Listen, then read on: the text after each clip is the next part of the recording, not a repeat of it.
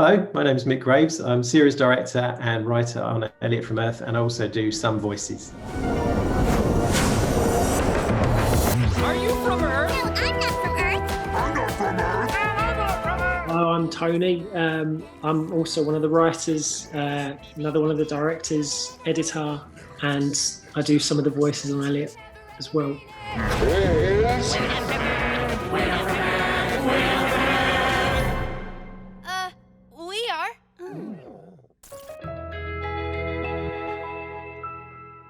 Elliott is a 10-year-old boy. He lives with his mum in an RV. He's kind of like an adventurous, headstrong character. And Mo is a character he meets on their journey. And Mo is a dinosaur. So, you're both from the same planet, huh? That's right, Earth, where humans and dinosaurs live side by side. Although dinosaurs are really in charge. And Mo is a kind of sweet, naive, friendly, helpful kind of character. They're both sort of fish out of water, well, in space. Because Elliott is set in a space station, it's kind of like there are creatures and characters from all over all the different planets you can imagine. So you have some creatures that can exist underwater, some creatures that are made of light, all sorts of different things.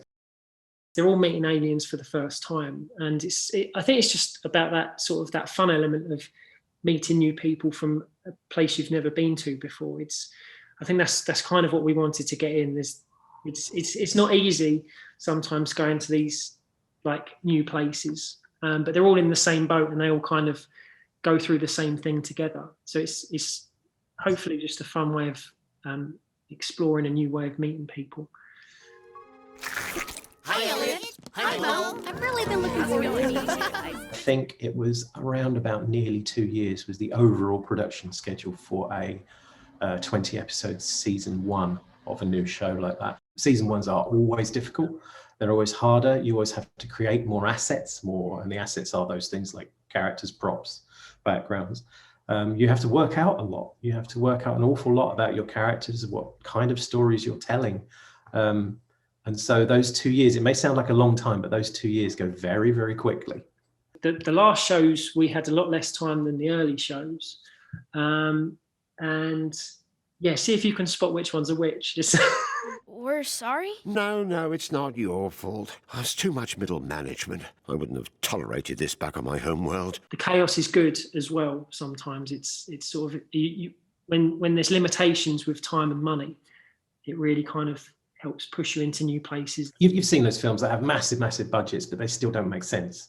Or a film that had a really low budget and was great, So sometimes the constraints can be great, but also they can give you grey hairs and nervous breakdowns because it's extremely difficult to work under that kind of pressure as well. But so there's a middle ground definitely somewhere. Did you eat one of those Swinkles while I was talking? Maybe. It goes through a process of development where different people chip in and the idea sort of is grown out of contributions of lots of different people. But basically what we found was that when we started the show, the idea wasn't strong enough. So we basically had to sort of think on our feet while we were making it to kind of create a lot of the reasons behind things and the kind of identity to the characters, which really hadn't been worked out. That's kind of how most TV is made, I think, but I'm not sure if a lot of people say it. You start from one place and then the entire time you're making it, so many people contribute to it. A lot of people are reacting to the story over time, and you're kind of constantly trying to fix it and make sure it works. What you think of it one day might change the next. So it's constantly being created. It's not just sort of the initial idea isn't often the thing it ends up being as well. I think that's important to say. So don't worry if you're trying to create something that it doesn't come initially. It's a long process that you should try and get a lot of people involved in. Gumball, for example, that was not just one eureka moment with an idea. Ben, I think, pitched the idea of a sort of home for unwanted cartoon characters. And the exec producer, the guy who was in charge of the development studio, Daniel, said, why don't you make this into more of a family sitcom? And so, essentially the ideas just come from all sorts of contributions all throughout the process. When we did Elliott, what certainly I personally wanted to do was try something less sitcom based. try a story that went across the whole season of the series. Everyone streams things now. And sort of it's a different way of sort of telling a story. It's not new. Like long form storytelling's not new. It's just if you're going to binge something, you might want to kind of have a through line with the characters and stuff. We're always trying to find new ways of telling stories and jokes and action sequences and characters. And I think we were careful. We didn't want to just retread what Gumball had already done really well. Here at the Hive, there's everything you want to learn and more behind each and every single door. There's gravitology, stamilology, or some quantum oscillatory, or there's levitation, hesitation, or advanced basic anatomy. Animation's great for imagining new worlds, sort of characters you wouldn't obviously see in the real world. You can do different types of humour, different types of stories. Most entertainment now has an awful lot of animation in it. Even the big Marvel movies, those movies have got an awful lot of animation and design in there. They're creating things that don't exist, and that kind of helps you when you're storytelling to just go, well, what about that? Oh yeah, we could just do that. Instead of worrying about, well, how are we going to do that? How are we going to achieve that? It's like, well, we'll just draw it. We'll make it happen. But the story is still the most important bit for me in particular. It's sort of people come along for a story, and all of the cool stuff you can do with animation should kind of supplement that. Time for your exploratory examination. No! Get away from my son! Well, I was joking. I tried that one on all the new arrivals. You should have seen your faces. Actually, hang on. You can have that. The character I relate most to is 105E.